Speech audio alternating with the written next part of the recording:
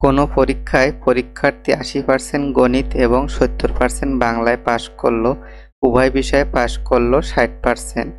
উভয় বিষয়ে শতকরা কতজন ফেল করল? অঙ্কটি আমরা দুইভাবে সমাধান করব। প্রথম সমাধানে আমরা লিখব শুধু গণিতে পাস করে ৮০% বিয়োগ ৬০% সমান ২০%। শুধু বাংলায় পাস করে ৭০% বিয়োগ ৬০%, এখান থেকে পাবো 10%। শুধু গণিত বা শুধু বাংলা অথবা উভয় বিষয়ে পাস করে 20%, 10% এবং 60%, টোটাল 90%। সুতরাং উভয় বিষয়ে শতকরা ফেল করে 100% বিয়োগ 90% সমান 10%। সুতরাং উভয় বিষয়ে শতকরা 10 জন বা 10% ফেল করবে।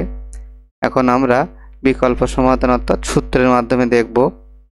উভয় বিষয়ে ফেল সমান 100% বিয়োগ প্রথম বিষয়ে পাস যোগ দ্বিতীয় বিষয়ে পাস বিয়োগ উভয় বিষয়ে পাস। এখন আমরা মান বসাবো। 100% বিয়োগ, এখানে আমরা গণিতকে প্রথম বিষয়ে পাস ধরলাম অর্থাৎ 80% যোগ বাংলাকে ধরলাম দ্বিতীয় বিষয়, তার মান হলো 70% বিয়োগ উভয় বিষয়ে পাশের মান আমাদের দেওয়া আছে 60%। এখন 80 আর 70 যোগ করলে 150, 150 থেকে 60 বিয়োগ দিলে 90, 100 থেকে 90 বিয়োগ দিলে 10%। সুতরাং উভয় বিষয়ে ফেল করার সংখ্যা হলো 10 জন বা 10%।